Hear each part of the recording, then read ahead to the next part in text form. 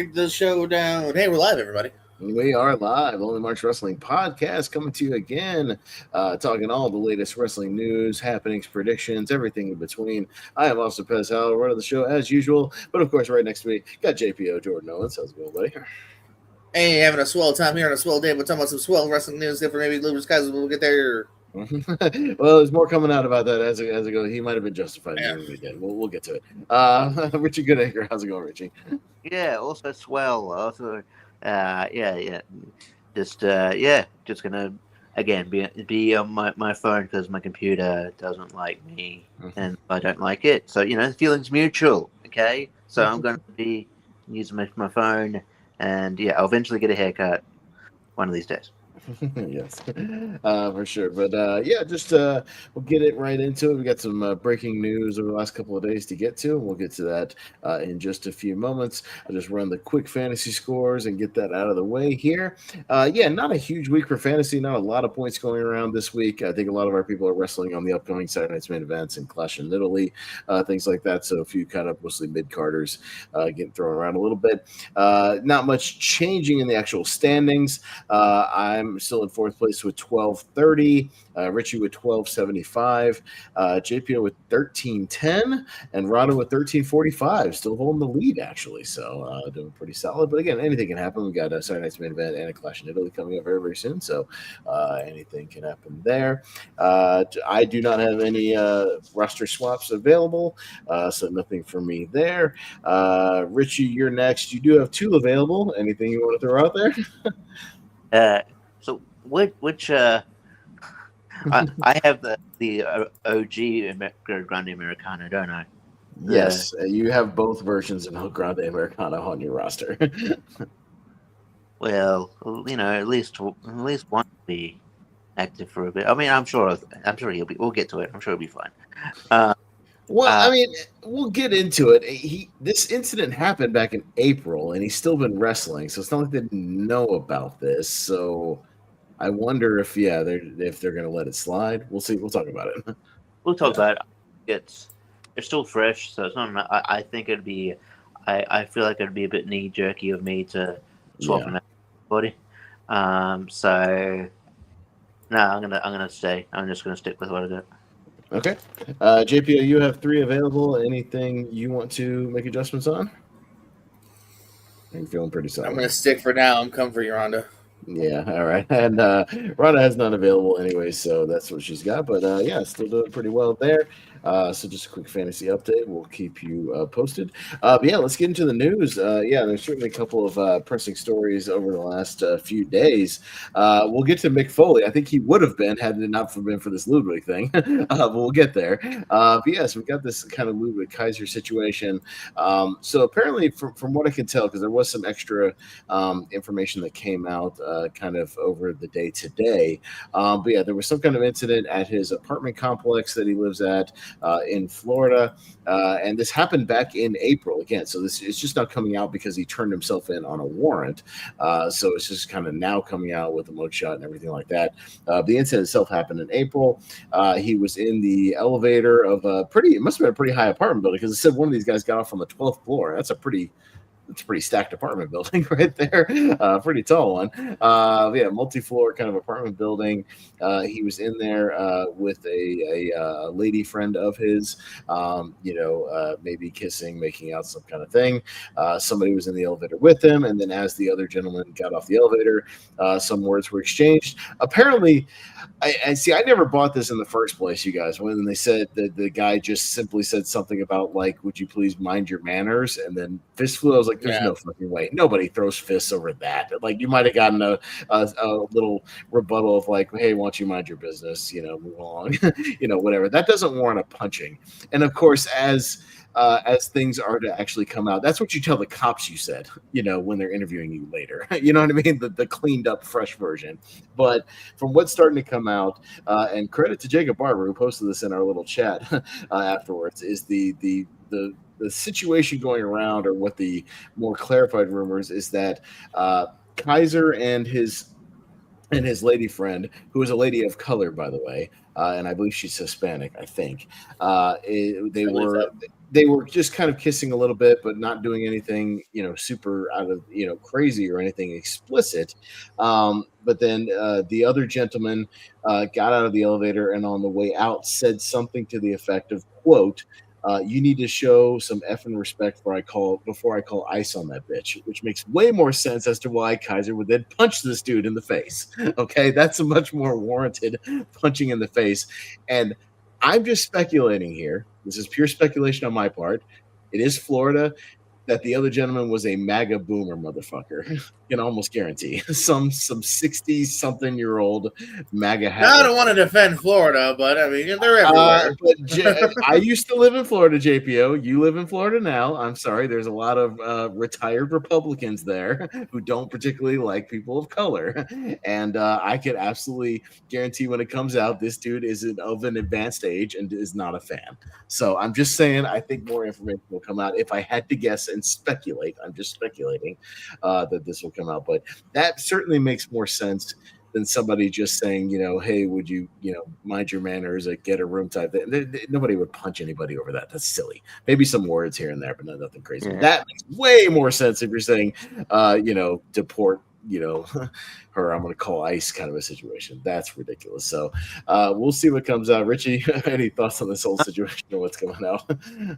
Yeah, it's obviously, I don't know, just he doesn't with, I don't know, sort of insight you get from with Ludwig is with any wrestler really through interviews, but he doesn't seem like Ludwig doesn't seem like a pretty chill guy. Doesn't seem like the type of guy who just sort of punch people in the face, fly off the handle. Sometimes you can't tell that type of person, but I don't know. It's just it's one thing. Yeah, it's there's two things at play here. Even if he did say, hey. Even if he did say, "Hey, mind your man," it's not a punchable offense, but it's dude, it's you're in an elevator, you'll be in there for 2 minutes. Just mind your business and move on with your day. I wouldn't care. but if it was this, kind of where it's a case of I couldn't hold my racism inside of me for 3 seconds while I'm on an elevator. Yeah. Well, yeah. So I got punched in the face. And maybe also he I don't know. Maybe there's also maybe he recognized. There's also maybe he recognized a little bit and could also thought maybe he could get press out of it. That guy who tried to lie about CM Punk. The altercation there until the footage came out. Oh no, you were the aggressor. Yeah, you definitely deserve to have your to have CM Punk react the way he did. So yeah, I'm sort of it seems to err on the side of I think Ludwig will be all good, but I don't know. I think if the situation is how it played out where he did say some racist shit and he got punched in the face for it, I think that's a pretty justified reaction. I think most people, a lot of people would have that reaction in that regard. So So hopefully it's gets swept under the it all gets blown over and we're all good. But apparently they are petitioning. He has pled not guilty, but his lawyers petitioning for him to be able to still travel, so he can still wrestle, essentially, while awaiting court dates, and that's saying that he will still make his court dates, but he needs to travel for work. So, JPO, you're a fellow Floridian. I'm a former Floridian, but a longtime Floridian. I'm sorry, just to me it screams no. Retired boomer, racist. I can even tell you a story that very much tracks with this. Outside with a couple of coworkers, they were. I don't even remember if they were speaking Spanish or Creole. Regardless, they're speaking a different language. Right. We're outside. We're on the side of the store on our whatever lunch break, and a dude was like, fuck it, you don't want to speak English. And I was just like, we're fucking walking to the store, another you were saying 2 minutes in the elevator, 30, 60 seconds in the elevator. And I'm really, we're bothering you in the 20 seconds where they were, but even I was like, dude, what the fuck? Stop it. Go in the store, go get your shitty groceries. Just some people are really shitty for some reason. Like you said too, hopefully because this was April, As I think as long as he was up front with WWE, hopefully that like some shit might go down. Then hopefully he's okay, because there has been reports like Enzo, whether he was guilty or not, like never let anyone know. So like that just made things worse when they were like, "Hey, thanks for the surprise." The company doesn't like that. So hopefully he was up front. Hopefully, my only fear is like even if the guy deserved it, let's say technically, legally, like you'd still go to jail for that though. Like if he wasn't aggressive physically. So I don't know. More will come out over time as to what exactly was said, what went down. So. He doesn't strike me as a horrible guy, but then you never know in this world. But yeah, it's kind of a weird thing to hear and see. Probably arguably is the biggest push he's going in right now with this Andrade stuff. That he had the kind of IC title feud in like 2024. But yeah, so time will tell. What's kind of what went down. Yeah, and it could be a thing also where as the case moves forward, most cases and I studied law for a little while. I was intending on being some kind of criminal justice person at one point in my life, but I did not ultimately pursue that. The vast majority of things that get charged don't go to trial. In any case, this will probably end up. He pled not guilty in the initial thing, but a lot of these cases get pled out eventually. Some kind of plea bargaining thing where they will eventually make some kind of deal, especially for a battery case like this, where apparently he has no criminal record, nothing like that. It might end up being a thing where, and again, if he was straight up with WWE and the lawyers and whatnot, like they might be like, listen, we can get this to where he does some community service and pays a fine, type of thing. You know what I mean? Like it could end up being like a very minor, thing in the long run if it wasn't something, insane. Apparently the guy didn't suffer like that many injuries. He had a little bruise on his head or something, like no big deal. It's not, the dude's not hospitalized. He didn't pummel the guy, and on top of it, he didn't Roger Jackson him. It seems like a reactionary, like jab in the face kind of a thing. You know what I mean? Just like, hey, shut up, boom, shut up, shut your mouth, move on, kind of a thing. So that's just again my. No, exactly. I wanted to be a lawyer at one point. Yes, I could debate the judge into letting him off, being like, bro, come on. You seen these people in Florida? I've dealt with them. Come on, yeah, they're a little. It's a little reactionary at times, so I get it. Yeah, I was going to say it's a weird coincidence that this dropped the same week. We're probably going to talk about Enzo, but anyway. We are. That's on you. I don't think I have that one. I'm going to, but I'll talk about that. We do have some people kind of maybe popping back up on television. The biggest one that was probably the biggest story, before this Ludwig stuff broke out is that Mick Foley is now All Elite. We speculated that this might happen. We talked about how he did not. JPO talked about how he did not renew that Legends contract, that he had, because of the disagreement with politics, speaking of politics, and then disagreeing with current policies and certain things like that. He is going to be appearing on the pre-show here on Double or Nothing with Renee. So he's going to be actively on the microphone doing his thing. JPO, Foley is All Elite. Will we see him in a more active role besides just a pre-show guy? Will he become not necessarily wrestling, but like could he become No, I don't want to see him wrestle, but I think he has microphone skills. He is a well-known guy, well-known personality. Could we see him as an on-screen personality, on the regular on AEW, there's always several factors to take here. I mean, one, I said before, like it was a matter of time. Foley's done with WWE. I was like, he's shown before he's willing to work with a TNA or a different company. And Tony Khan is at the very least a wrestling fan. I'm like, and Mick Foley is so loved. Like, why would you not have Mick Foley on your television? At some point. So this makes complete sense that they got him in. He's at the Double or Nothing buy-in with Renee. They're advertising, so that's cool. I mean, maybe we've seen in the past, of course, people like Tully Blanchard and Jake the Snake Roberts be managers. So it's also going to boil down, I think, as well to just what's Foley's capabilities? Does he want to travel on a weekly, bi-weekly basis? You know what I mean? Maybe he might be kind of like the Big Show where he's more so like, yeah, pop me up on the panel once a month. Or, I'll do the occasional, guest spot, like a Sting. So it's going to be interesting to see. Time will tell. I mean, I think he, like you said, he's also just got a really fun personality. So, like, if he was somebody, like if he all of a sudden Max Caster needed somebody because he felt so alone, or whoever, like a fun manager or something. I know we've all loved the idea of like maybe someone could be an on-screen GM, But I think Tony wants to do that himself. But you can always do that if you want. But yeah, definitely some options here. So yeah, be interesting to tell. But I'm happy Mick's somewhere. He deserves to be somewhere, on a big level, because he's one of the best, man. I actually just saw his last year's Dark Side of the Ring. I'm finally getting the last season. Okay, yeah, for sure, Richie. Yeah, no. So I think it was always gonna. He was always going to end up there. He's always, and when he was under the electric contract, he always spoke glowingly about AEW.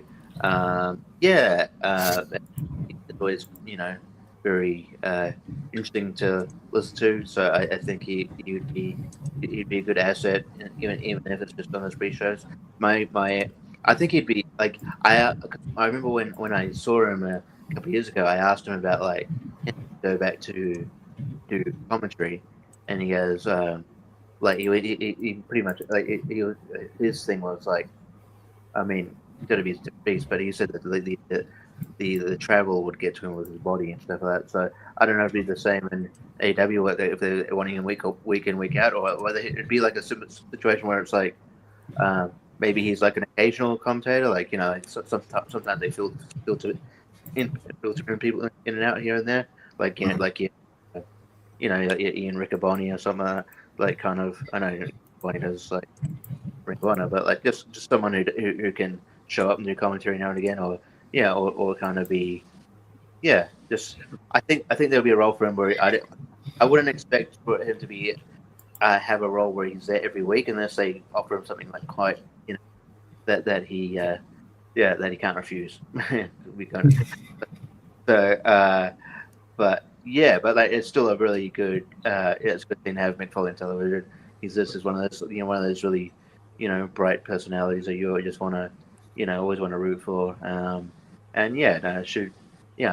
be glad to see him. I actually always wanted to. One thing thought about asking him is how do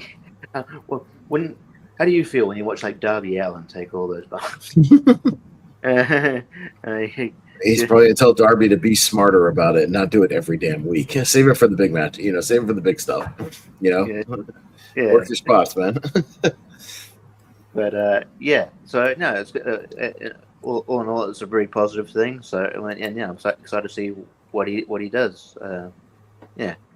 No, I'm 99% sure, Brian, he can't be Cactus Jack or Mick Foley or Dude Love on AEW. That WWE owns those characters.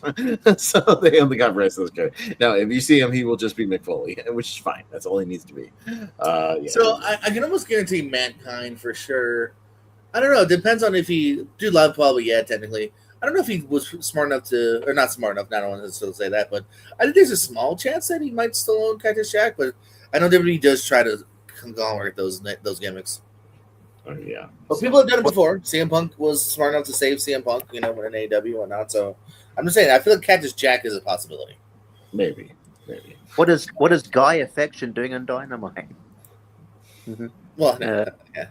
But again, like if he can't beat Cactus Jack, then in wrestling, I don't even know what is Prickly Joe doing wrestling? I don't know. Just some variation of Cactus. That might be though. If he does own Cactus Jack, that could be a good way to get another figure. Yeah, I was trying to just kind of do a quick Google thing. I'm not 100% sure, but apparently he at least owns some of the Cactus Jack stuff for merchandising and whatnot. So it might be a thing where he might own the Cactus because he did that. He did that character in the '80s before WWE ever got a hold of him. That's what I'm saying. Yeah, like Dude Love and Mankind are technically, even though Dude Love was on like the home video, so it was his creation. But as far as television goes, it was a WWF product. Mankind, a complete WWF product. So I can always guarantee those are off the table. But like you said, Cactus Jack is before that. So unless they were like, hey, we want to own this Cactus Jack just in case, which is possible, or they paid him later on. Like it does. There's at least a definite possibility. Like a CM Punk or other people that have been able to kind of keep their names. Yeah. Our next person may be coming back to television in a different way. One of the strangest ones, Baron Corbin, possibly back in WWE. There's reports coming out now that he might be reemerging on television, that they might have re-signed him to pop back up. In what capacity, we don't quite know. Obviously, in some kind of wrestling capacity, but the reports are coming out that you might see Baron Corbin back in the WWE. As Baron Corbin, as another character, I don't know. know, JPO, have you read anything else on this Baron Corbin thing? Yeah, there's a bit of mixed news on this. It does seem like he's kind of wrapping up some certain companies, including maybe MLW soon, which is so a lot of people are kind of speculating. I know he has supposedly said already on Twitter, like, no, that's not true. I'm done with that company. Like, I'm recovering from an injury. I have a UK tour coming up soon. Then again, it's wrestling. We live in the world where you can say no all day and then he'll pop up next week. Paige just did it kind of recently.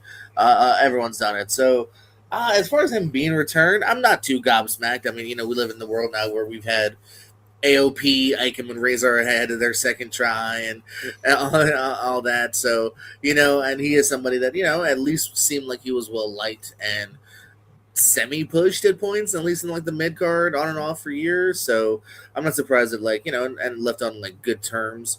Even some people would say it was one of his funnest runs was like kind of like the him and Braun Breaker, NXT days. Like, there's still juice definitely left in the tank. So, we'll see, if they actually find a spot for him, or is he gonna Aleister Black it? And if it's true, even in general. Yeah, Richie. Yeah, yeah, because I did read the Twitter thing where he's like, "Oh, that's interesting. That you should tell him that I just agreed to 8 dates. Oh, that's maybe yeah. I didn't realize I was finishing up with these companies. Maybe I should let them know. But like, I think it's just one of those things where they're not going to say outright, oh, it's true. They're going to throw people off the scent. So. Maybe those 8 dates don't exist. I don't know. But Baron Corbin was the guy that I always thought that could just end up back there just because they really liked him. And yeah, he's always a guy that was like, it was frustrating because they clearly liked him a lot to the point where maybe at some points he might have been overpushed, but they never actually pushed. They never liked him enough to actually go that extra mile where it's like, it looks like they're going to put the title on him. Nah. Oh, it looks like they're going to give him a big win. Nah. And then they kind of hurt him with all these different gimmicks. I heard like Meltzer say that might have something to do with like Danhausen say that he was like for a bigger thing. Yeah. They're really teasing that. I don't know about that because unless Baron Corbin is literally on SmackDown this week or next, like that's already in motion. Well, the thing is, I think what Dave's done is he's just taken two things that he's probably heard, and then the correlation's not causation. I think it's one of those things where there could be someone coming in for Danhausen, but why it would be Baron Corbin? That'd be stupid. So I think that Brian Alvarez kind of said the same thing in a similar fashion. It's like, yeah, there could be someone that could come in for like Danhausen, a big guy, but it doesn't make any sense as Baron Corbin or people. So yeah. I think those are kind of two separate stories, in a way. So yeah, it doesn't really shock me that he is given another chance here. I hope that they treat him as a badass. I think he's better as a badass than sort of like the sort of corporate stooge comedy character that they've given him. But I really like Baron Corbin the guy. He comes across cool on interviews and. Yeah, I think he can be underrated in a way. Like I think he's, I think he's a good worker, and if they use him right, he'll, I think it'll be good. So yeah, I think, hopefully, I would buy that he's coming back. Yeah. A few things as far as on the stuff from television from both the companies. Kind of the one big thing that came out of Raw is that Brock Lesnar's back after his retirement. So, Obafemi came out for his open challenge, as he's been doing on Raw. Brock Lesnar jumped him, F5'd him over and over again, and now apparently he's going to have a match with him at Clash in Italy. So, was it a swerve? Was it a fake retirement? Was it a real retirement? But then they dangled some money in front of him, or shoot retirement, but then said, no, we kind of wanted to do more with you, JPO. What's your speculation on this situation? It's a bit of a weird one.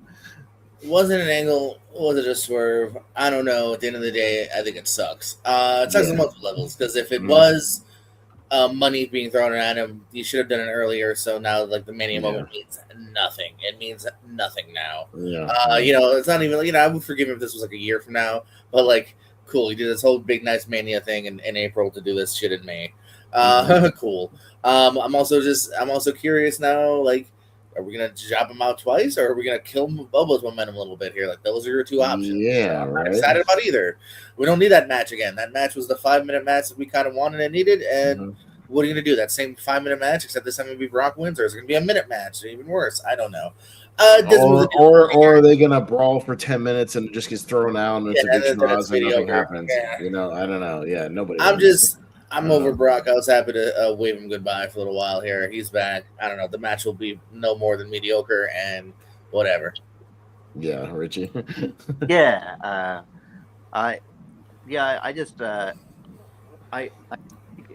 was weird how it was done. It was like, it felt like, I don't know, just sort of put together very I don't know.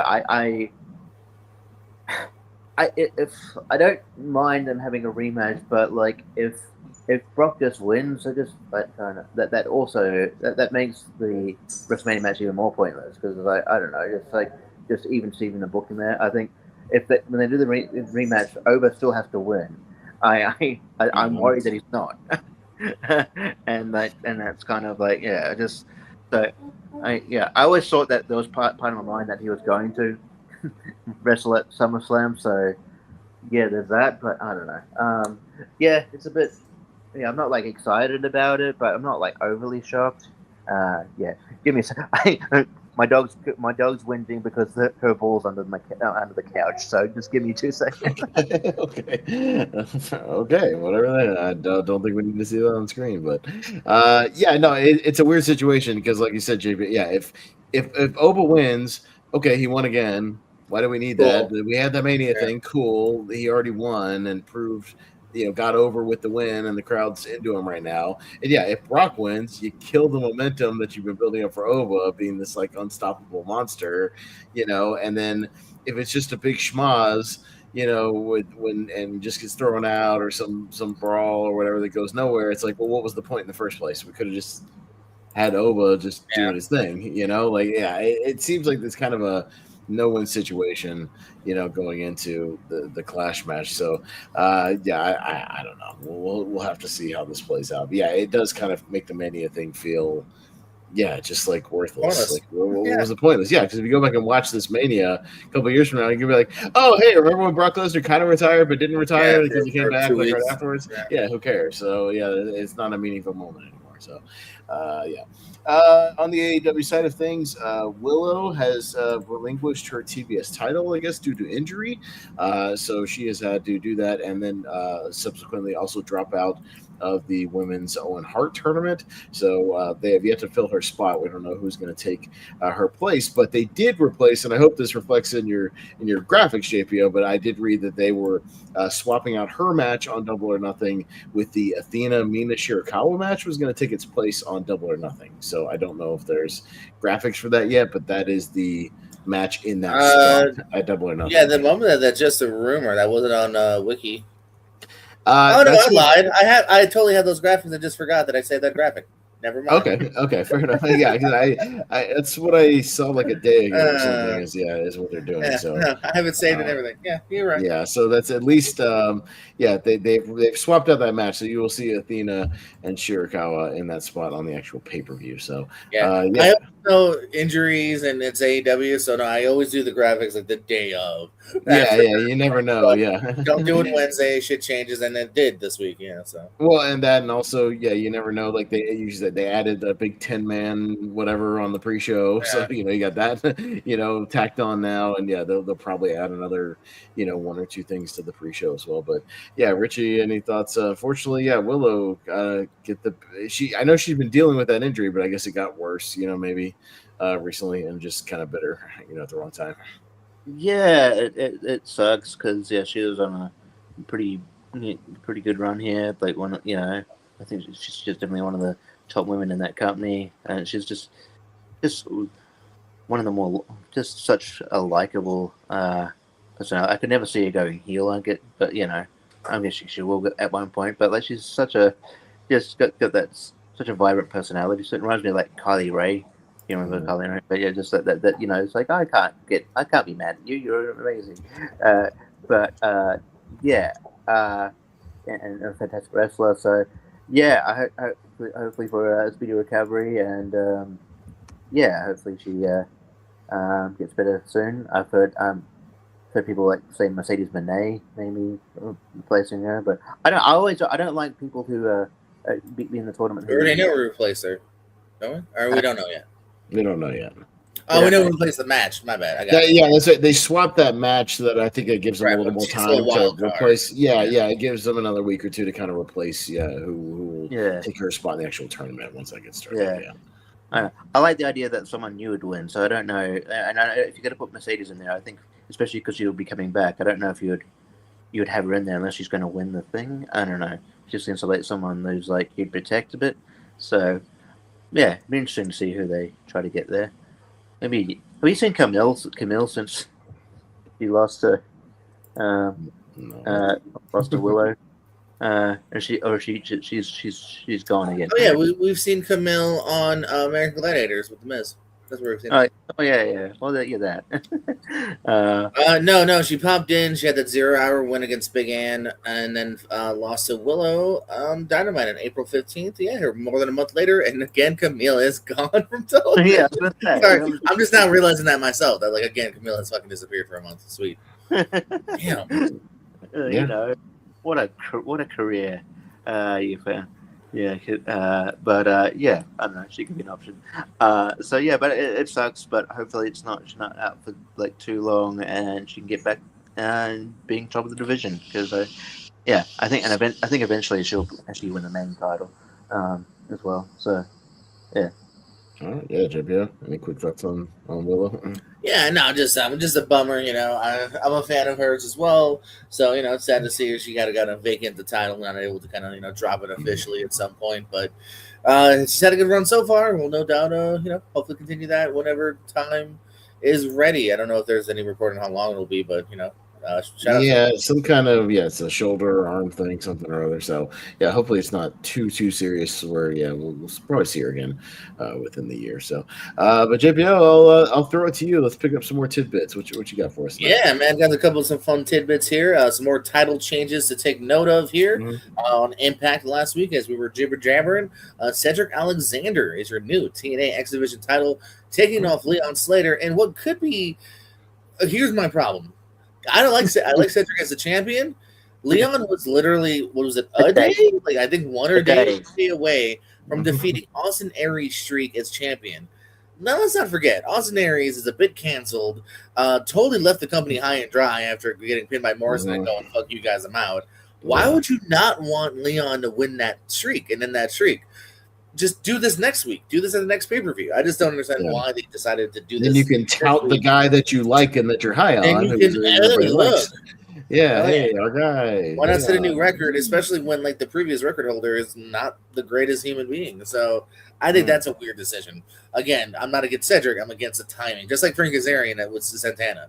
I wasn't against Kazarian winning the title, just the timing of it. I feel like TNA is momentum. Let's stop that shit. So that's how it happened. Ring of Honor ran their Supercard of Honor last Friday. Good show. A couple of quick notes on that. Only titles that changed hands, not much. Athena kept her title. Bandito kept his title. Great match with Blake Christian. And everything else is the same, except for new trios champions for Ring of Honor. Outrunners and Dalton Castle, that unique trio, is your new trios champions over in Ring of Honor here. So, hey, Outrunners have some sort of gold. All right, remember we wanted the AEW tag with Ring of Honor trios. My other quick note for Ring of Honor, I thought this was funny. Throughout the show, they kept hyping things that were going to happen on Collision. Red Velvet won a match and it was oh, I want to fight Willow, and another person won a match and it was I'm going to do this on Collision. You know what the Ring of Honor pay-per-view never once did? Give me a reason to watch Ring of Honor the next week. Right. I thought that was hilarious. That we got built up for Collision and Dynamite. They mentioned the Mark Briscoe and Tommaso thing because Mark appeared at the show. They Swerve attacked Bandito, hyping up that match at Double or Nothing. Not once did they say, by the way, Thursday, watch this. Like, so. Hey, join the Honor Club and watch some stuff. Yeah, here, you know. No, hey, you want to see the rematch of Bandito and Blank, or you want to see this match? Yeah. We also saw the return. Another quick note was the return of Mike Bennett and Matt Taven, the original Kingdom. So they're back in the company. I don't know if they were hurt even. I don't know. Well, again, this is hard to tell with AEW Ring of Honor, but they're back on television. Maybe. We'll see. A couple of reports to the NXT PC. As previously mentioned, the former Marie Malenko, part of the famous Malenko family, again, they don't like heritage, so she's going by Lacey Simon. And Nikki Blackheart, who was a Florida. Why would you not just? I don't understand their hesitancy to like tout second, third generation. Braun Breaker. Why not use the Malenko? The Malenko is a very famous wrestling family name. Use it. Yeah. Why not? I don't. And Dean was with your company for very long. Yeah, Dean is very in good graces with the company for a long time. Like, why not? It's not like we're ashamed. Are we ashamed of this? I thought it was Lacey Malenko, but I could be wrong. I guess they got the Simon because his first name is Simon. I don't know. So, and that's actually how they got. That's actually how they got Nova Simon Dean. That's how they got this name. But like, yeah, I don't know. These names could change, but that's what they're going by at the time. Yeah. The former Florida standout Nikki Blackheart is on Nicole Martinez, which I think is also kind of a step down. Nikki Blackheart sounds cooler to me. Mm-hmm. I think Martinez is her real name, so I guess they went with that. But yeah, I'm surprised they're going with that then. Huh? I'm surprised they're going with the real name then. Yeah. They like this trademark shit. Yeah. I don't know. Yeah, I mean, according to Chelsea Green, they did try to trademark her name one time. Her actual name. Can't do that. She was born that way. I thought this made me laugh. This is what I was telling Pez that I was reading an article. Oh, here's the tease. Yeah, you teased me about something. What you got? Just the whole article. WWE wants to rebuild its tag division. You just fucking killed your tag division. You just killed your tag division and fired half of them. What the fuck are you talking about? Like, that's you. That's on you, stupid. You haven't booked any of them on television. That's on you. Mostly the Machine Guns, the Wyatts, which could have been 2 tag teams if you wanted, the MFTs, which was technically like a couple, could be maybe, and the New Day. You let the New Day slip out of your fingertips, but so supposedly it's going to be like them kind of like making fresh teams, like like a Kit Wilson and Miz. Or like calling up some NXT people, not really signing like a Motor City Machine Guns again. But whatever, I'll believe when I see it. You have Fraxium right fucking there, who have made like one appearance on TV all year. Like, what the fuck are you doing? They were the best tag team maybe ever to come out of NXT, maybe ever, as far as like original tag teams. Like, you know what I'm saying? Like what the hell? Like, what are you doing? I do this little fun fact in there too.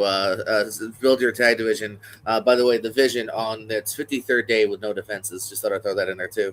Yeah, 53. I always have to rack my brain to be like, oh, that's right. Don't the Usos still? No, the Vision has it, but Vision has it. The Usos had it, did nothing with it.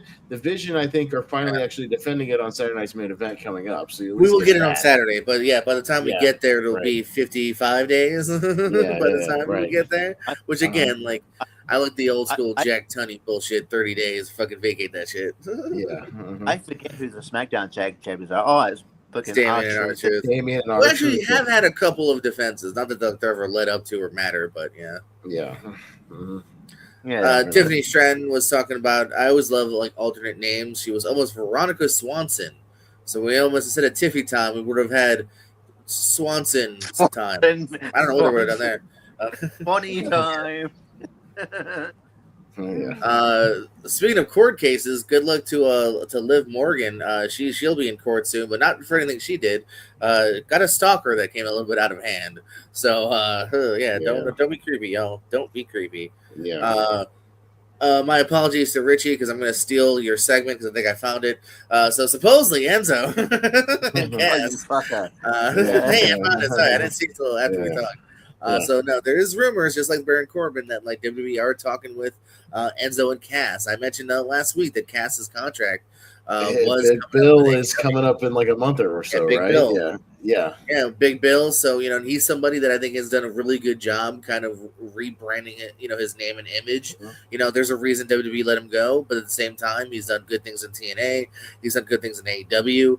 I think if he had stuck with TNA, although I get why you go to AEW, bigger money, bigger platform, but like I wouldn't have been surprised if he had stuck with TNA. They would have made him like maybe champ. Like there's some signs of that at one point. And then Enzo too. Like I joked before, I don't know if he's the greatest guy again too, but technically never did commit a crime. He was never committed of a crime or anything. It might have been a little bit of a partier, but if they think he's kind of cooled down, he was a moneymaker. At the end of the day, that is going to be something that's going to help sell you. So, he's not totally canceled by any means. He's also kind of done some stuff here and there. Couple of quick TNA appearances, but also mostly MLW for a little while. He was popping over there. Fourth Rope when the rapper Westside Gun.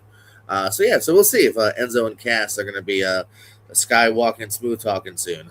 Real quick, I watched them bring them back. This is like speculating. They bring them back and they Def Rebel the shit out of their music instead of just giving them their awesome like original theme. With that like a little Italian thing in the beginning and then the like I love that music. Like, but watch them bring it back and like have that for like a week and then change it to some Def Rebel fucking nonsense. Like it just the soft is like I don't know what's the synonym of soft. Gentile, gentle. From the music, I can change that. Let's play a quick game of Prices Right rules, guys. How much for Charlotte? How much did Charlotte Flair spend on her robe at WrestleMania? Pez. How much did she spend on the robe? Like physically hers to make the robe. Gotcha. So it's not something like how much. Not saying like how much is she auctioning it off for. Okay. Yeah. Gotcha. No. It's got to be in the thousands if it was that. It was pretty elaborate. I'll just say, fuck it. It's got to be more. If you're bringing it up, it's got to be some crazy. I'll say $12,000. Let's see. Richie, how much did Charlotte Flair spend on a robe in Mania? I think 12,000 is conservative. I'm gonna say. Is it more? Yeah, maybe. I'm gonna say 20,000. No, I think regardless, either Price Right rules is regular rules. So you're not far off, either one of you. But Pez is slightly closer at 15. Okay. So 12, 20, meet in the middle. 15. So 15K for that robe. So good for you, Charlotte. She had the big butterfly thing, and then Alexa had like the little moth, the smaller thing. I mean, I like the contrast, but like Alexa definitely looked like it cost way less than hers. Alexa's about true fitty. Yeah. A couple $100 like the cosplayers do at the Comic Cons. You know what I mean? Like not that much. So.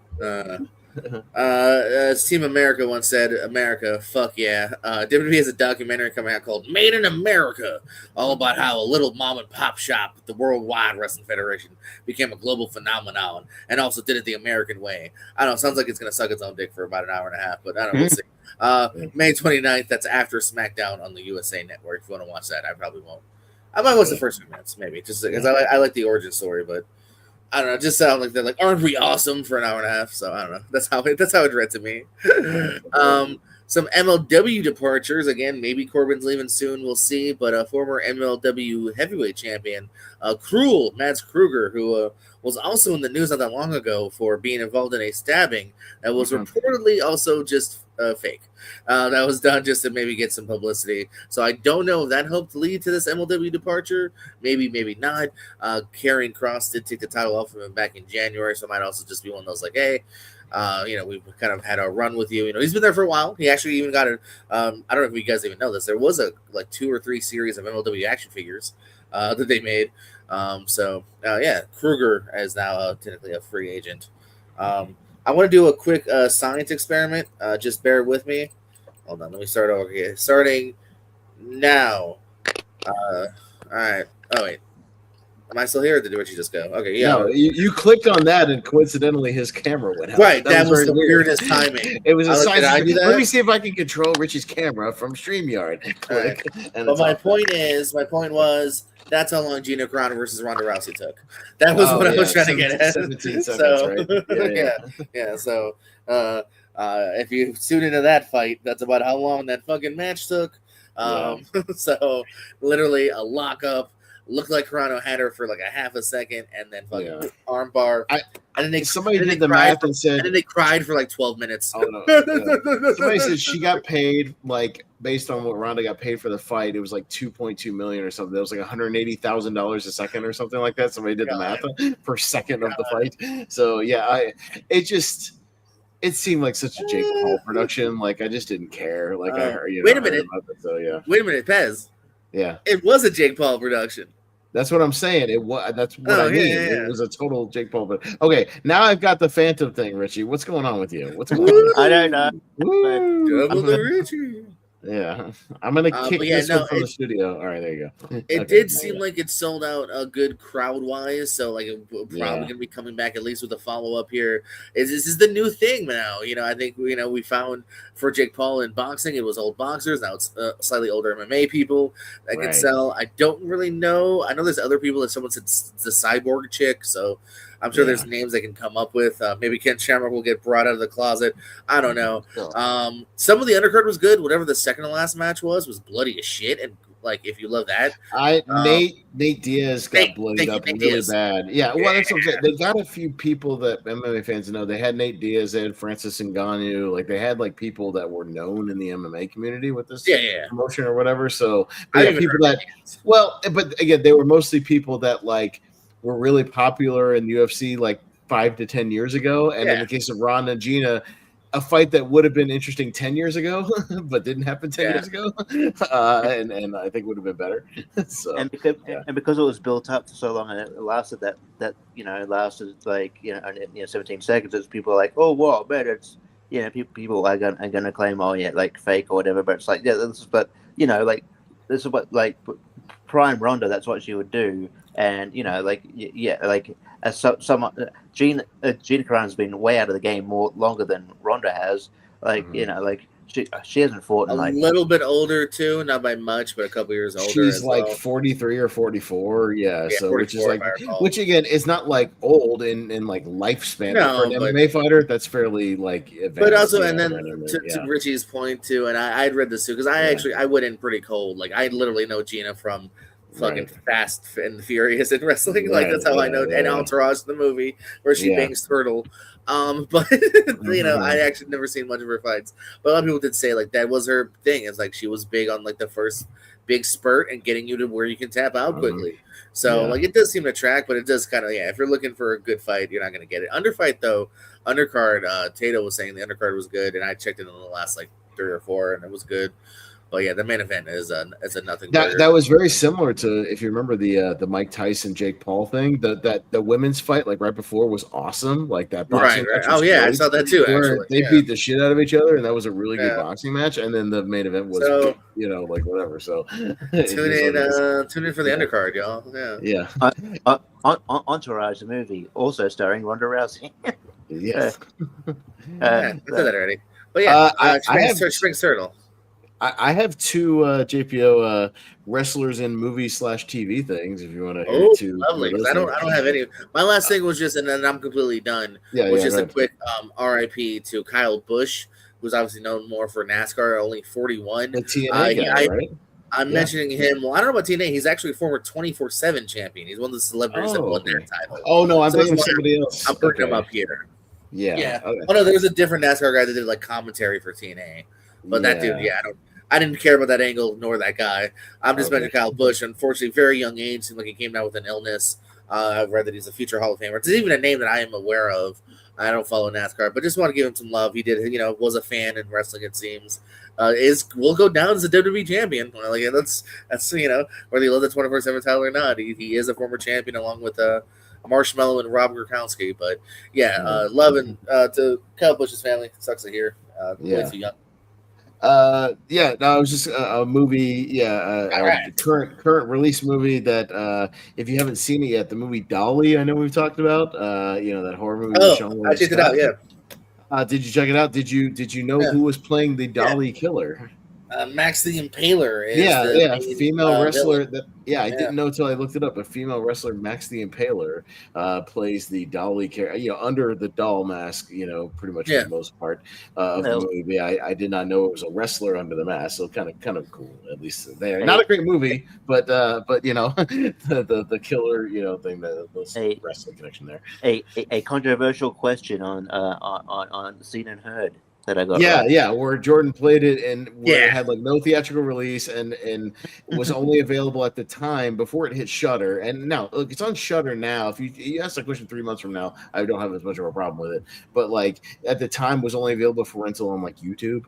Which I think is ridiculous. So Well, but my other qualm was that too, that like there's kind of a big spoiler in the clip he showed. Mm-hmm. You know what I mean? So it was also like, hey, dude, can you not, like, that's like showing Martin Sheen getting thrown off the Departed roof, the week after the movie came out in theaters. Like, hey, could you not? Like, what are you doing? But the other thing, but that's Martin Sheen's kill came to mind.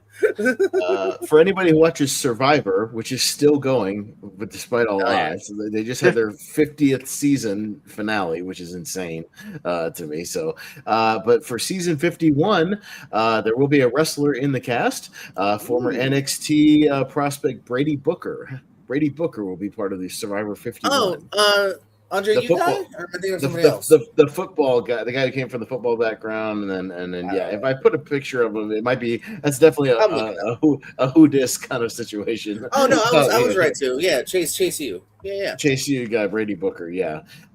So he will be on the upcoming season of Survivor 51. So there you go. He joins a couple of people who have been wrestlers who have been on that show. That John Morrison was on the season. Ashley Massaro was on season. I think there's a couple. Early on, with Johnny Fairplay was a fan who turned into a wrestling personality because of the show primarily. Johnny Fairplay. So a few people with kind of wrestling connections here. He's actually a current AEW prospect. He's done several like Ring of Honor and pre-show stuff as well recently. And he works for One Fall, which is QT Marshall's promotion. So might be seeing him also pop up in AEW at some point, it looks like. Yeah, so there you go. So still working. Yeah, he'll be on Survivor. So if you watch Survivor and want to see Brady Booker try to survive, there you go.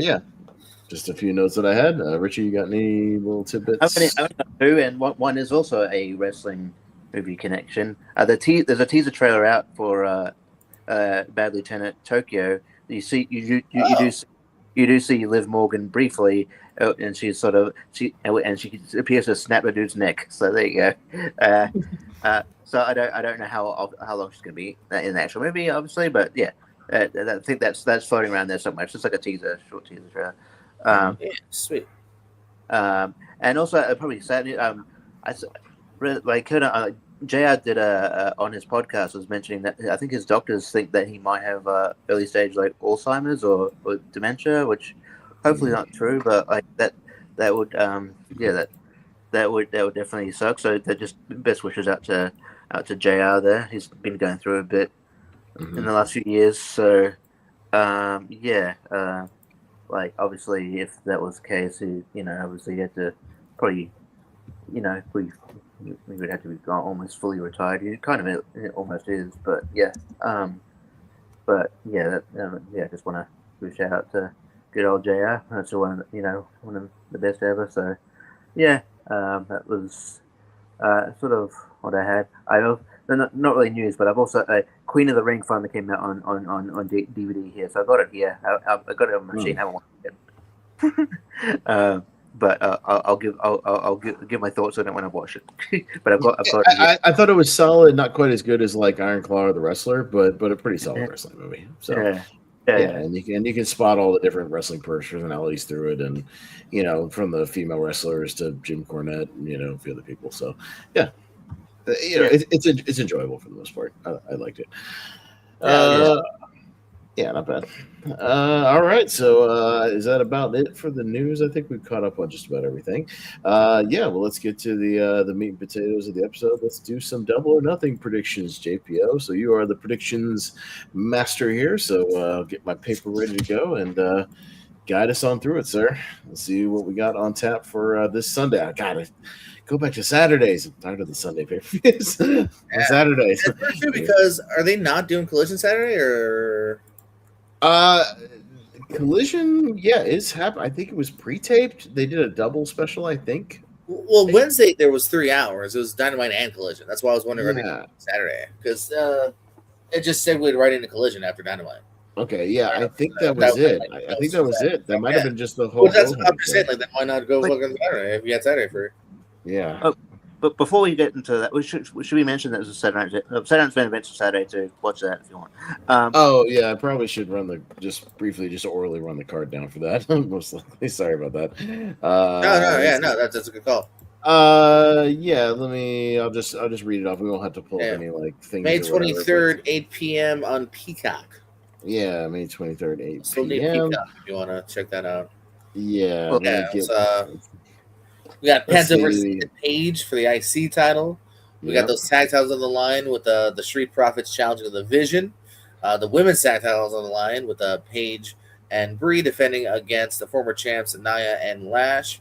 And then looks like a 6-woman tag with Jade Cargill, B-Fab, and Chim taking on Rhea Ripley, Charlotte Flair, and Alexa Bliss. That's the 4 IC. And Becky and Sol Ruka, I think, is on that show. Oh, nice. I just didn't see it on the first. But that is a non-title match, by the way. It's a non-title match, even though it was confusing because it was like a non-title, and it was confusing. But and also just they announced tribal combat for clash in Italy for Jacob Fatu and Roman Reigns. Yeah, that's right. They didn't actually announce it for Clash of Italy on the show, but later on they said they could confirm it was Clash of Italy. So, that should be interesting. But yeah, anyway. All right. Cool. All right. Well, let's run down a little Double or Nothing action. Usually one of their better pay-per-views every year, JPO. So let's see what they got in store for us. Yeah. Well, again, we're sitting at 11 matches here, 9 on the main show here, as we do talk about AEW Double or Nothing. And this Sunday, they're in Queens, y'all. Kevin James' place. So on that pre-show, this one will be a quickie here, which means we'll probably get at least 2 more matches, I bet you. Divine Dominion, your current tag champions, Lena Cross and Megan Bayne. They got their little 5-minute championship eliminator against Zeta Steel, who's in that Ring of Honor main event recently, and Viva Van. They've been doing this gimmick now. They did it on Dynamite this past week. So if they win, they get a future title shot. If they last, actually. So there's a potential for there being technically a draw here, just to kind of keep that in everyone's mind. If you think they could go the gauntlet. Richie, do you think they can last that 5? Do you think they'll win? Do you think it's just a quick win for Dominion? What do you think? I just think, I don't know much about I just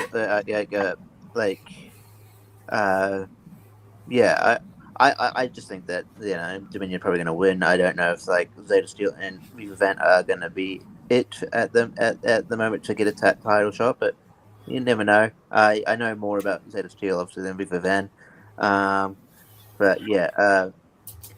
I'll just say Dominion gets it done, and then another tag team will step up at a later date and actually be victorious or last the time, and then they get the title shot.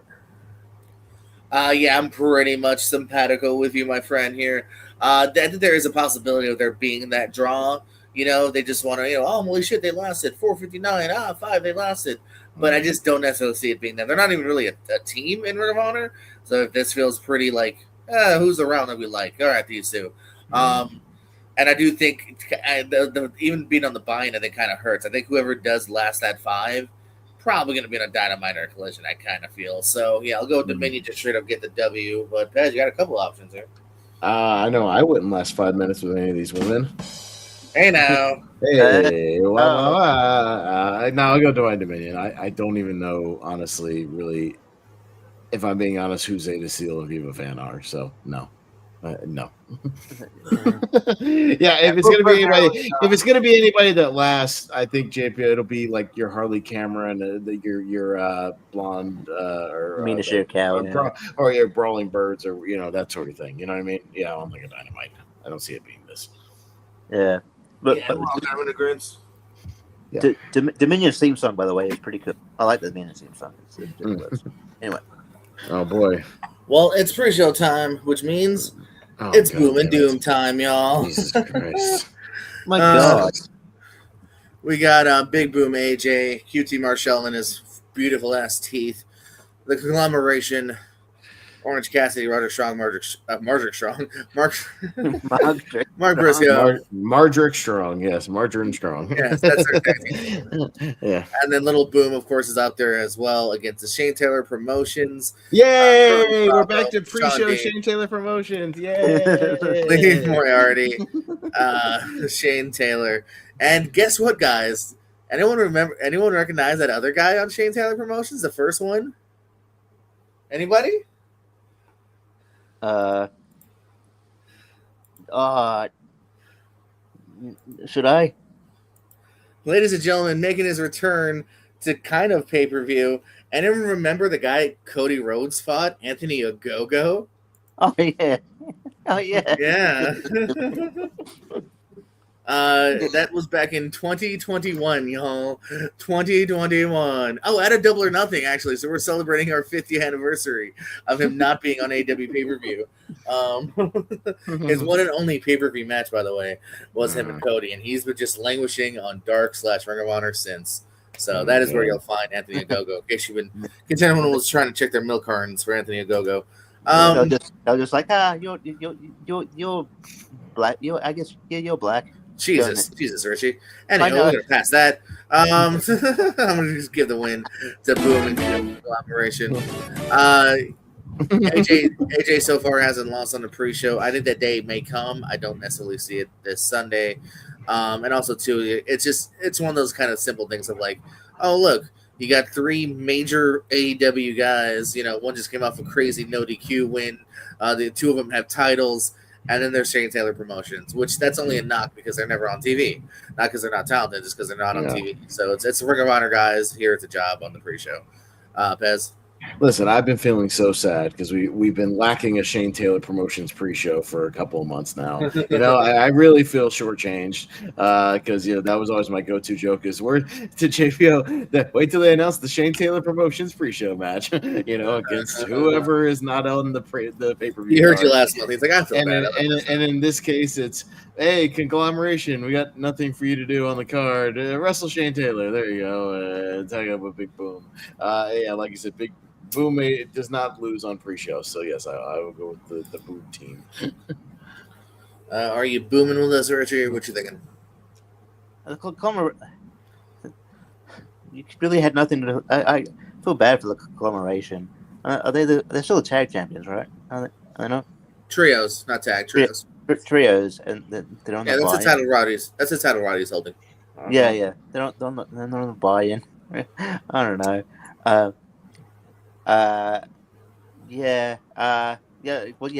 It's pretty. The Shane Taylor Promotions are perennial Ring of Honor guys. The Big Boom AJ, does he have like a contract where he has to be on every prelim, every buy-in, like throughout the year?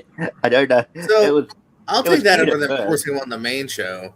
I guess he sells ad revenue or TikToks, so Tony likes them, man. Yeah, it was cool at first, but now I'm like, you're basically part of the roster. It's like you're kind of a part-time part of the roster. You wrestle more than some of the people that are still contracted with the company that we haven't seen in months. At the end of the day, he will be on TV more than Camille and more. Yeah. And Keith Lee. He'll catch up to Keith Lee, eventually. Yeah. I think Pez has been on AEW TV more than Keith Lee because at least he was in the arena. I was in the arena. I've made more appearances since I saw the last time I saw Keith Lee. He was in a main event of Collision against Powerhouse Hobbs, and that was one of the last times I saw him, and that was 2022. So, I don't know. Yeah, I think I've been in attendance for more AEW shows than Keith Lee has been backstage for AEW shows. Yeah, but I'll go the conglomerate. Already on the main show, y'all. I definitely bet you we'll have a third, if not fourth pre-show.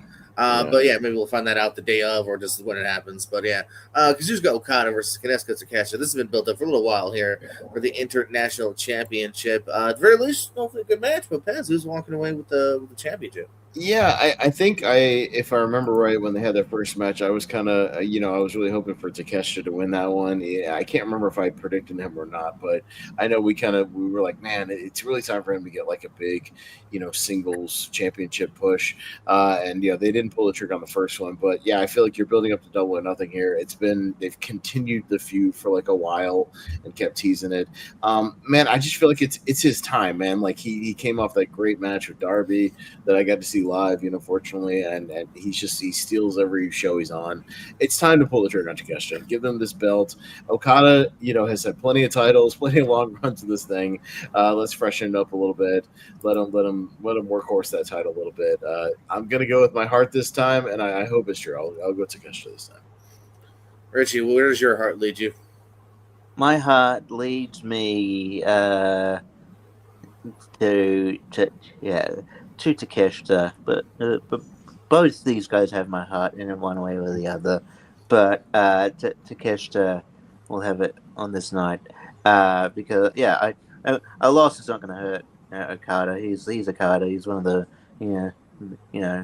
biggest wrestling stars today, and he'll be fine. And Takeshita, you need to strap a rocket to that guy. He's great, and I think the match is gonna hopefully be better than the last one, because I thought that was a bit disappointing. But I think given more time, I think it'll be good, really good, and I'm looking forward to it. So I'll go to Takeshita.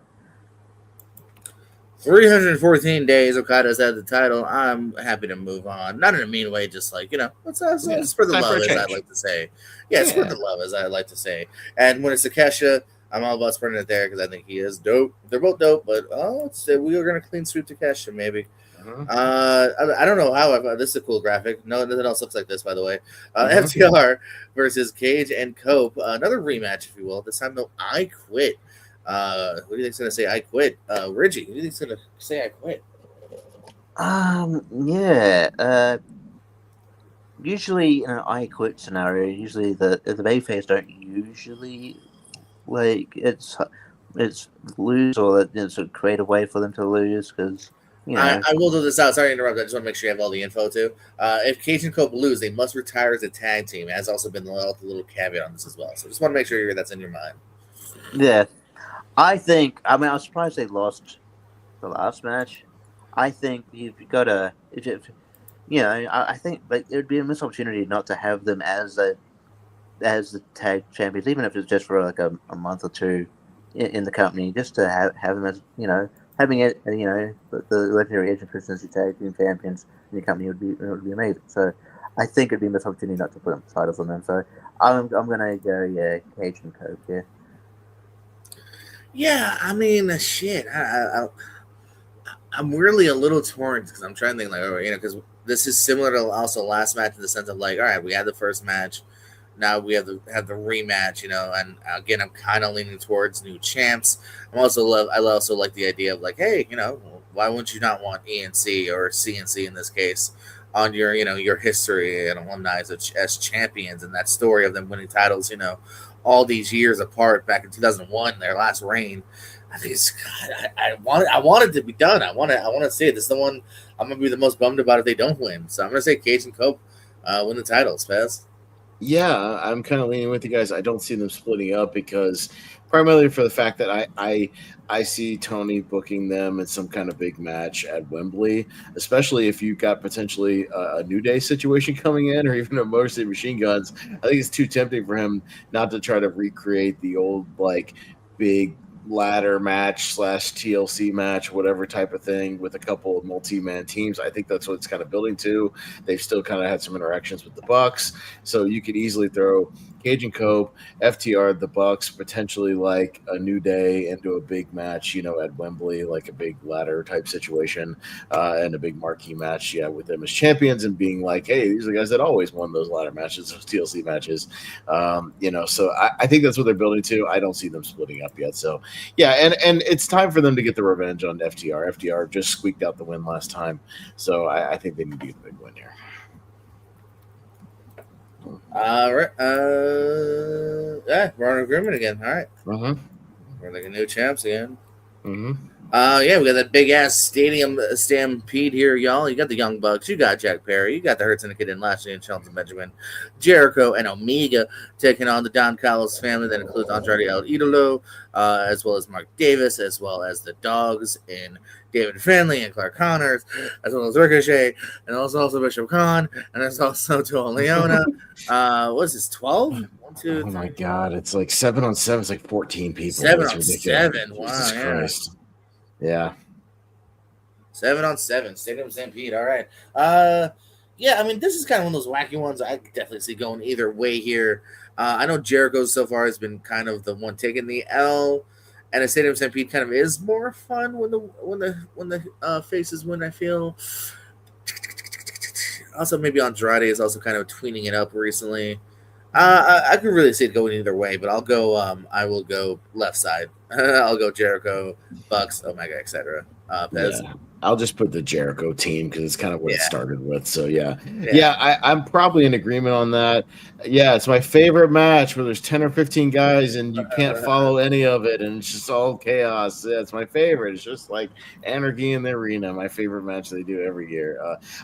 And it's also weird, JP. How much is any of this going to be pre-taped with some like the backstage stuff? Is it going to be live, like chaos? Like we still don't really know like how they're going to do this, because man, if they do this live and there's 14 people around the damn arena, I don't know how you do that coherently. It's too many people. That's why I was hoping it was just going to be like a 3-on-3 situation with like Jericho and the Hurt Syndicate and the Gates of Agony. That would have been a little more manageable. But oh my God, 14 people. Holy shit. This is going to be, don't worry. Dave Meltzer's already given it 5 stars because it was fun chaos. I'll say Jericho's team. He's already written up the review on the Observer. Yeah. Richie, besides 5 stars, who do you think will win? I don't want to be like a curmudgeon or whatever, but I in the first couple of Stadium Stampedes were great, especially like the first one's Bread Fresh Air. It was during COVID. It was something really unique and it was really. It's pre-taped too, is what helped too, editing wise. Yeah. But it's one of those things where I don't even like when WWE does the thing where it's like, except for Money in the Bank, I guess, but where it's like, they went away from, it's this month we got to do Hell in a Cell, or this month we got to do this thing. I don't like. I mean, I know it's maybe tradition, or nothing. We don't do Stampede, but it's like, I don't know, just build a feud to where it's like it makes sense to do Stadium Stampede. You don't have to do it every year, but I don't know. That's just me being like, maybe give it a break for a bit. Or build a feud that's like necessitates the, stipulation, because I don't know. And then this is, I think there's too many people, too many cooks in the kitchen. Just to be different, I'll go the heels. I'll go the other side, just because why not? We need some different. We need something to some different point of difference here. So yeah, look at all these guys. A little split there, 2-1. Speaking of multiple people in a match here, we have Thekla defending her championship against Sheeta, against Hayter, against Chris Stat, for women for the title. Pez, who's walking away with that women's championship? Tekla's keeping this because look, I'm not trying to be mean, but like they've done not much with Chris Statlander. I feel like she's kind of in this match just because people know who she is. She hasn't even really been featured on TV recently. Again, Jamie Hayter, I think is going to be more in the tag thing, with Alex Windsor. So I think you'll see her more leaning towards that gold if she's going to pick up any gold. Hikaru, she just showed back up and like, okay, she just kind of showed back up and just got thrown into this match. So if Tekla's going to lose it, it's going to be in some kind of one-on-one situation, possibly to whoever wins, maybe the Owen or something like that. So now I'll stick with Tekla here. Reggie. I mean, they could have Tekla lose it without getting pinned to, I guess, protect her, because I do like Tekla a lot. But the only person I could see, like, because Sheeta's been healing it up a bit lately, or kind of potentially going in that direction. That like that I can see her winning, and then maybe that Sheeta and Statlander like feud for the title. So I could see Sheeta winning, but I'm not like overly confident, and I feel like Hayter's sort of just in that. Yeah, I mean, it is frustrating because like they have a lot of women on their roster, and it's always the same people fighting for the championship. But I don't know, man. Maybe I'm silly. I'm gonna go Sheeta. Okay. Oh, interesting here. Yeah, I mean, weirdly enough, I actually would say if there is a second place vote, mine probably would go to Sheeta because of them kind of hinting that she's gonna turn on Sadler at one point. So I don't see randomly Statlander getting it. I don't see, again, just like last month, like you kind of still have Jamie smacked up in this team, so that seems weird to just give her the title kind of in the middle of starting of this team that's still kind of newish. But yeah, I think at the end of the day, I will still stick with Thekla though. I do think, even if you have Sheeta's turn on Saturday, that could still be like a middle of the storyline. But yeah, in the end, I will go with Thekla, but we do have a Sheeta vote here as well. This should be fun here. A little Samoa Joe and Will Ospreay. This is again one of the matches for the Owen Cups quarterfinal. Technically round 1 though, but yeah. Let's see. Richie, you here? Yeah, because I think I went first with the Tekla thing. So if he's there, otherwise we'll just go to you. Yeah, that's all good. No, I mean I'll just simply go with Will Ospreay here. Do you kind of have Joe kind of doing the ops thing, which like they haven't still really like solidified the new member Anthony Bowens. Ospreay's got his new Richie. What do you think? Richie, what do you think? I got a stupid phone call and I fucked up my thing. Mine is real quick. I'm going with Ospreay. We're seeing a new side of him supposedly. Is it me? Yeah. Okay. Yeah, go, Richard. Yeah, go ahead. Okay. Should be a really good match. But I think I think Will Ospreay. Joe doesn't need the win here. I'm surprised. Joe's been more successful in AEW than I ever thought he would be, but so I can never count Joe out in that regard, I guess, because he might pull off a win with that unexpectedly because Tony really loves him, and I don't blame him. But I think Will Ospreay. I think Will Ospreay should probably win the whole tournament, so I'll go Will Ospreay. Yeah, Ospreay, Pez. Yeah, I'm with you because it seems like Will's kind of being primed to win this whole thing, booking wise. So I just don't see it, but I think it'll be a really fun match. I have these guys ever faced off before in anything? Kind of seems like a fresh match. I don't know. Yeah, I mean, maybe on the side, JB, you can look that up. But yeah, I'd be curious because it's a mash of styles, but in a fun, exciting way. Like when they announced this match, I was like, oh, Will and Samoa Joe, that seems fresh. I mean, maybe they faced off before, I don't know. But even if they have, it still seems like an interesting kind of fresh match. So that's all. Note to self: if you're looking up Samoa Joe's record, type in more than just Joe. Because there's a lot of fucking named Joe. Yeah, there's a lot of Joes. I was like, holy shit, this is taking a second. Yeah. No, the only time they were, let's see, are they on the same team or are they fighting each other? Yeah, no, the only time they're even in the ring together. Yeah, I might go out and come back in. I can't hear JPO at all. Yeah, your connection is shit. Yeah, leave and come back. I was gonna say, I was like, why do you hear me before? That makes sense. You didn't hear me. The only time they're in the ring together is June of last year, and they're on the same time, on the same team in like a 10-man. So never even touched in like a battle royal even potentially. So yeah, first matchup here. No, I'm looking forward to the match. Again, I just feel like Will's got more of a story and momentum going, while Joe is just, I think Joe actually could use the win, but it's not going to be this one. No, not quite. Speaking of the Owens Cup here, another good all right, Smiley Richie, what do you think? So can you hear me? As the other thing. I can hear you. All right. So yeah, we're on the men's Owen Cup again here. Another quarterfinal / round 1. Bandito and Swerve. They did another angle on Dynamite again this week here. Should be good, man. Give these two a little bit of time. Bandito again, him and Blake Christian went like 27 minutes. Like they give him a lot of time in Ring of Honor. But this needs no more than 20. But still, this is a toughie. It depends on shit. I kind of want to look at the bracket actually. I think underneath them is like Brody and Claudio. I want to say on that side, yeah, it's Brody and Claudio. So the winner faces the winner of that, and then the other side on the bottom is Mark Davis and Jack Perry, I believe, on the left side. I'm like 99% sure. Yeah, I took a photo. Yeah. Shit, that's the women. All right, so no, I'm pretty confident. Yeah, on that side of the bracket, the other match that will be on TV is Claudio and Brody. So yes. I'm going to give that to Brody, which you can go. Yeah. Ooh, that's what I'm saying. If you give that to Brody, that makes this way more interesting booking wise. Where I don't know where they're going to go with this. In that case, I'm actually going Bandito because we've seen Swerve and Brody. Let's see Bandito and Brodito fight. Bandito. That's where I'm going now. Yes. Yeah. This one's actually the trickiest one, maybe to predict. Well, I would say one of the trickiest. The main event could go either way. But yeah, because of the Brody situation, if Brody was on the other side of the bracket, it would be maybe a little more. Because the interesting thing is, storyline wise, Swerve is the one they've been building up, like talking shit on social media, cutting these promos. Why am I not on TV? It's because I'm too dangerous. Blah blah. So like, it kind of feels like they're prime for him to win. But yeah, I think the match that people would be more interested in is the Brodito face off. Is it Brody and Bandito then kind of faced off on that side of the bracket? That would be just a really fun match.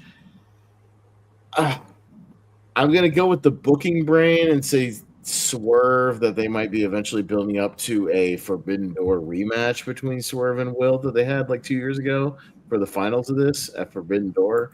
But I'll just say this, JP, I'd be pleasantly surprised and would not be mad if it ended up being Bandito and Brody in the next round. Like, that'd be a really fun match.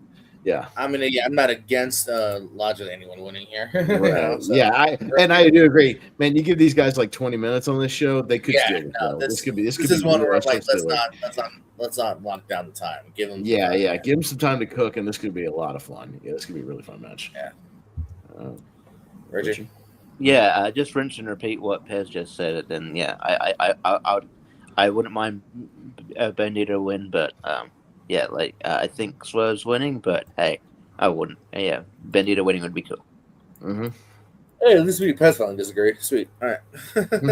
Yeah, right. All right. Another quarterfinal here for the Owen Cup. We got Athena. We got Mina Shikara here. Pez, what you think between these two? Yeah, I think, Mina has been kind of treated like, where she's kind of wins and losses, and she was more kind of locked in with Tony, and now she's kind of by herself and has not been presented as like one of the strongest kind of booking competitors. I think bringing Athena back on TV, I think that you want to keep her strong entering this tournament as that, whatever it is now, JP, it was like 600 days or something as Ring of Honor champion, whatever she got. Nuts. Yeah, whatever it is, it's like several years. I think you keep her strong, and she might even have a chance to honestly win this whole thing. Maybe. I think it would be kind of interesting if she did, and then eventually faced off with like a Mercedes or something again. But I think they're going to put Athena over here, kind of returning to sort of main roster AEW. I'll go with Athena. Holy shit! Did you say 600? Is it more than that? Is it like 900 or something crazy? Like, no, 1,000. 1,200, 1,300. 1259. Yeah, this chick has had it since 2022. She has not let go of that title. So yeah, that was actually my only complaint on Saturday. Is that it was a survival of the fittest, and especially the last person that was there, I was like, "There's no way she's winning. Like, they're not going to end this reign on like a kind of a quick up and comer."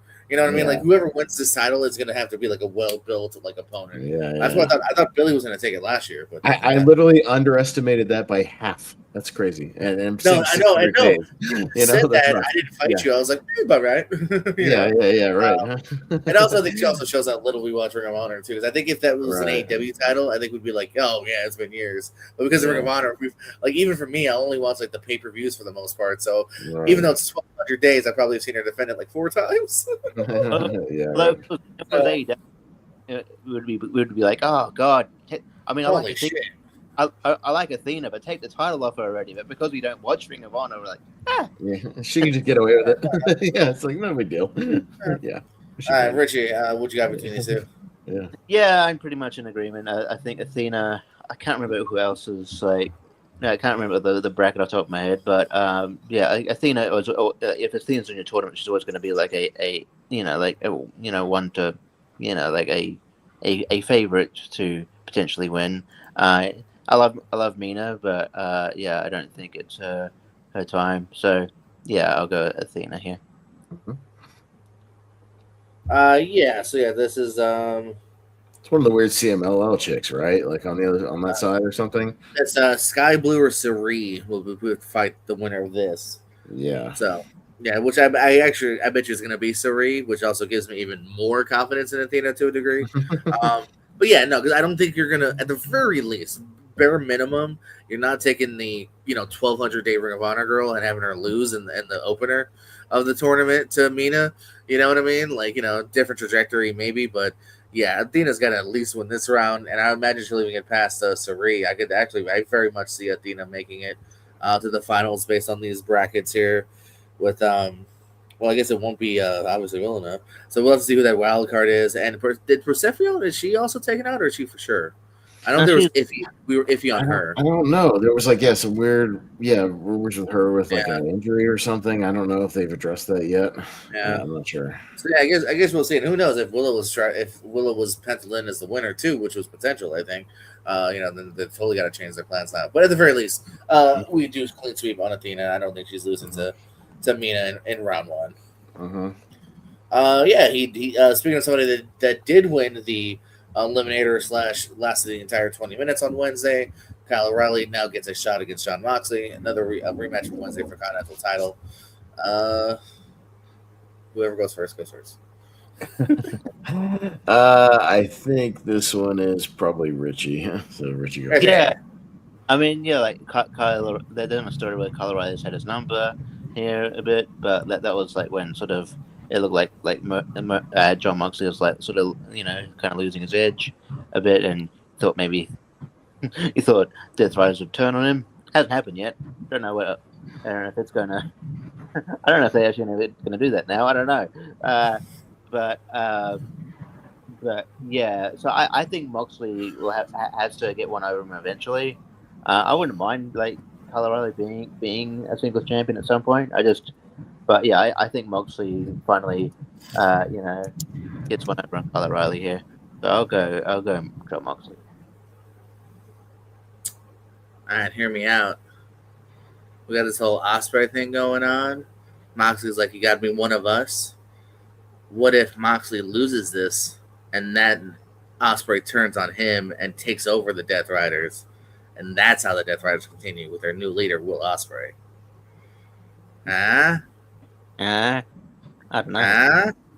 I'm trying to see if you guys. So Ospreay's a heel going into Wembley. All right, fine. Jon Moxley retains. Pez. Yeah, Will Ospreay's not going to be a heel going into Wembley. That's going to be his big AEW title win. He's not going to be a heel. That's right. Even though he's with a heel faction, but like I feel like the Death Riders of the faction is not so much been heel. They're just like whatever we need them to be at the time. Even with Moxley, Moxley's been like, oh, against this person he's a heel. Against this person he's a face. Against this person he's a heel. Like we're just like riding that line. It's that classic: is he a heel or a face? Yes. I don't know because it feels like this was a storyline that I thought was building a crescendo. Like I remember I saw Blood and Guts last year where like Kyle O'Reilly tapped out Jon Moxley in Blood and Guts. And that was like a year ago. And then like it seemed like they never really followed up on that. And now they're like, oh hey, remember when Kyle O'Reilly tapped him out like twice? Let's do that a year later and try to pay that off. And then now it's like I feel like it's just kind of random. Like they hastily put this together just to give John something to do. I hardly ever bet against Mox on pay-per-view, so I'm going to stick with Mox here. Mox looks like he's about to cry. Yeah. Man. Hey, guys, we are there. We are at your main event of the night here. It is not just for the AEW World Championship. Well, the beautiful, beautiful locks of MJF are on the line as well. Will he go bald? Will they make him a bald bitch, according to Darby? Shit, I wish I could go first. I mean, other people have speculated, and I can kind of agree with, like, hey, maybe MJF got a role as a, bald prison guard or inmate, and he needs to lose his hair anyway. That's one of the reasons why Nash got cut his hair in WWE, was because he was about to be the fucking Russian the Punisher. Like, they're good, this could be one of those great time things of like, well, hey, you're gonna go bald, sweet, let's make it a storyline. Yeah. But I also use the logic too of like Darby's been running so hot with this title, so hot. Like, defending against what's he done already? He just did the speedball match. Before that, he did the match with Pac at the golf course. He did a match on your show, didn't he, Pez? Sammy Guevara. Guevara when he passed out. Oh, Guevara! I even skipped that collision. Yeah, that's why I forgot about Guevara. Damn, like that's a crazy amount of title runs, which makes me kind of feel like part of the reasoning behind that was, hey, you're not going to be champion long. At least you'll have a bunch of defenses, and it'll be kind of a memorable reign in that regard. You know what I mean? Like, run with it while you got it, kind of thing. And I do think Darby chasing is just more interesting than Darby having. But I mean, it's only May, so let's say do it in June. I'm not going to go against my boy. I'm going. MJF is keeping his hair and getting that title back, Pez. Yeah, I will say they've done a hastily decent job the last couple of weeks of making me, when they first announced this stipulation of this hair thing, I was like, hair? Like, MJF is not like all about his long flowing locks. Like, what's the fuck? What? Like, what's the big deal? Usually, it is a long hair, dude. That is a good point. That's Usually, what it's I like mean. a Nash Yeah, the only exception I can remember is the Kurt Angle thing. Yeah, like where he didn't exactly. The story behind that is that Kurt Angle was losing his hair anyway. Yeah, so that's one of that goes in with my Nash theory of like, hey, maybe there's going to happen anyway. That's what I mean. And my first thought when they did it was the same as yours, GP. I'm like, does he have anything he's got to go film for like a month where he needs to be bald for the role, like where they need him? And he was like, okay, can I at least like make some money off of this and do it as part of a storyline and make it part of the character, so I don't just show back up on TV, bald or whatever. I don't know. I haven't heard anything, or I even like dug into it. I couldn't really find anything where he would have to. So it just feels like they just needed something. And I feel like they gave it to Darby. It's like, hey, you can run through and have crazy matches, get some defenses, but eventually we're going to give this thing back to MJF because he's just a more bankable, like bigger star that you want to roll into like a Wembley or a Forbidden Door even as champion. So I'm going to say MJF gets it back and he does not lose his hair. Like they've been teasing it, and they've done, that segment on Dynamite was really funny where you're seeing all the bald people. They've done a good job with it, given what it is. But like, I just, it's just no. I think MJF's going to get it back here. I think Darby kind of sped run a 12-month title reign in like 5 weeks with all the title defenses, and it's just because he's not going to hold this for him. So I'll go MJF. We're 2/3 of the way there, Richie. With us, do you think Darby's retaining? Yeah, AEW's YouTube channel ruined that joke of when he was like walking down the hall and there's all the bald people, because they edited it to it where they just went one. They counted all the bald people. I'm like, don't tell people the joke. I don't know. The joke is that it starts out with one guy in the background. It started with Rick Knox just walking casually in the background, then him walking back, people like off to the side, and then people directly beside you. Like that, you build it up. That's the. But they're literally telling people like what was funny about the joke. They're counting, but I'm like, no, like people aren't that dumb. But anyway, I think they're telling the story with Darby. They're telling he's burning while. He's burning himself out with all these title runs. Because his title defenses. Because he pretty much like passed. He barely survived these title wins. Like he sort of passed out with the defense against Guevara. So I think I think the wheels are going to fall off here with MJF, and he's not gonna he's gonna keep his hair. But I don't think his hair was never I don't know, prized possession or anything. But I guess his character is that he's vain enough that anything about it tracks. That he likes everything about himself. But it's not like a Jungle Boy situation where he's got like big locks. But I think MJF gets a title here, and unless the caveat is unless he has role coming up that I don't know about where he has to be bald for whatever reason. But yeah, I'll go MJF. So yeah, shout out to Darby, by the way. This would be, if he retains, this would be his 8th defense. He's defended it 7 times since April 15th. Has not missed a Dynamite for a defense. Every single Dynamite he has defended it in this run. So, which I think is kind of cool. That actually might be a semi-record, I would imagine, possibly. Yeah, even though you're only going to have it slightly over a month, you still defended on every single Dynamite and some collisions. On top of that, 2 collisions on top of every Dynamite. So, still a cool run by Darby. If we're wrong, that is. If we're right, that is. But if we're wrong, then he'll continue those offenses here. And once again, that is AEW Double or Nothing Sunday. Pez's favorite day to watch pay-per-view. Man, yeah. So that just means Pez got to take a nap before we go live. So, yeah, because I have to wake up the next morning and go to work. So, I yelled at Barber. Barber's going to do rank him in the middle of it. I'm like, dude, I said no to Malcolm. We shouldn't do rank. Yeah. Well, yeah, I agree. I agree to it, but also Monday. But Mondays, but also it's my Monday here, and I could fit that. I can't fit in a full on pay per view on Monday. That's why I also like Saturday. Part of it and hang with us, you son of a bitch. That's why. But I wouldn't be able to. That's why he prefers the other day too, because he used to be able to watch it with us. Oh, that's fair. Yeah, I would prefer Saturday as well. But anyway, whatever. It's okay. I'll watch it in some capacity. Yeah, you're not about it anyway. No, I mean there's a lot of good, potential good matches on here. Some show stealers there, especially the Owen matches, things like that. Okada Takeshita, I Quit should be, they'll pull out all the stops. Could be fun. Could even see some ladder appearances in that one, just because you never know with those cats. So, we'll see.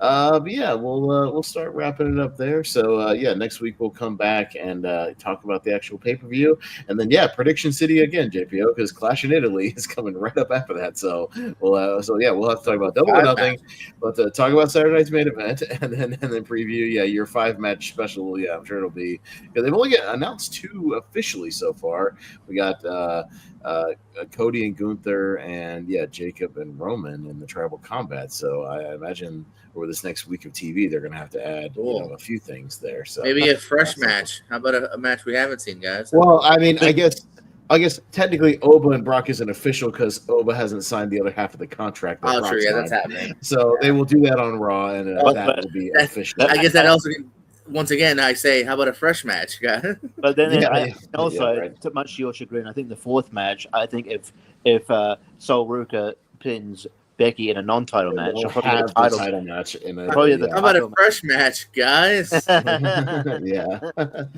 Hey, man. Hey, at least this.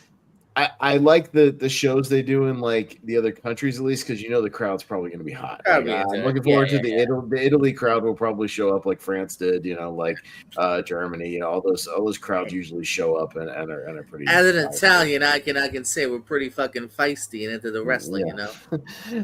That'll be the first appearance of Enzo and Cass back on the card. Enzo and Cass, they should. That would be something. They'll go to the main roster. No. Tony D'Angelo, yeah.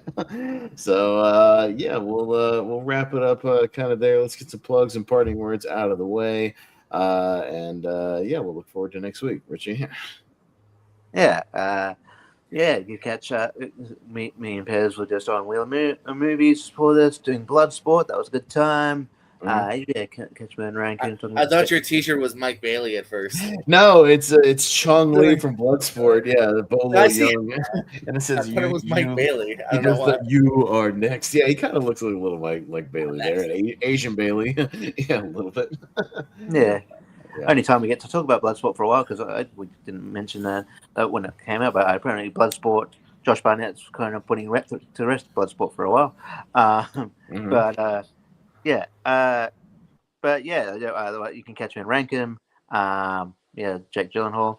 I had a feeling that wouldn't. Rankings don't usually last too long, especially if we're on the right page. So hopefully, and then ASAT, long time, first time. Occasionally, and then tournament 5-tier ranker, all that jazz, and All right, JPO. Yeah, some tournament stuff happening here. The finals of the wrestling tournament is tomorrow. So if you like some wrestling trivia, we have the crazy good Chris Cass and the crazy good Scott Gata. Not as surprising finals, but they got there. So they will be banging it out and some wrestling trivia. And then, you'll see some familiar faces pop up on a movie trivia tournament. All your favorite movie trivia players, except for Pez, will be playing. Apparently, sorry to Richie, who off to the side was like, hey, you want to team with me? And then I confirmed JPO, and I was like, oh yeah, there's a rule where the same people can't participate twice again in the same year. So I cannot participate at all with anybody, Richie. No, even if it's a different partner. Because I tried to slide in and be like, it's a different partner, whatever, that's fine. So I get it. So maybe I'll still, you might see me maybe guest hosting some matches. Yeah, no, you'll see his face here. And I still plan on doing some more exhibitions. I got some clips and some more. We like that filmography thing. I want to try. I want to try. I think I'd be pretty good at that filmography thing. So I want to try that. I was bummed I couldn't do it. We'll talk in a couple minutes. Actually, if you guys, maybe we can try a couple bonus off air. But we'll see. Yeah, right. And I got to talk to you guys about a potential tournament off air too. So stay tuned. Stay tuned, everybody watching off the air. Stay here. Anyways, no, you're good. That's only on our Patreon for $99.99. Yeah, you can watch it. As far as me, you can mostly find me over on the Movie Hero Network. Like Richie said, we just did Wheel of Movies on Bloodsport, so you can go check that out. We did some Seen and Heard trivia this week on a different night on Wednesday because Jordan's heading out of town. We did that the other night. If you want to go back and check that out, those are always a good time. And then we've got some tournaments coming up. Got a mystery tournament I'll be hosting next week. I'll be kind of taking the reins over for about a week and a half while Jordan's out of town, or about 2 weeks. Something like that while he's out in California. So I'll be kind of running the show. And then, that's about it for now. You'll see me popping up. Did a long time, first time earlier this evening with JPO on the Pierce Co. Yeah, that's always fun. Talk about some old movies. And a lot of Kevin Kline, William Hurt movies. Yeah, we had like weird crossovers, and then Brandon did like a Keanu thing, and then you had a weird Keanu connection too. We were like crossing over weird stuff like all night. Yeah, it was kind of coincidentally. So that was interesting the way that works out. So we'll wrap it up there for now though, and we'll check back in with you guys next week. Yeah, we'll have a loaded show. Yeah, we'll have to review Double or Nothing, talk about Saturday night's main event, and then preview Clash in Italy. So we got a full show next week as we keep the wrestling train rolling. So we'll wrap it up there for now. So for Richie Goodacre, for JPO Jordan Owens, I'm Austin Pez Helm. We'll see you guys next time on The Lonely Marks. Bye.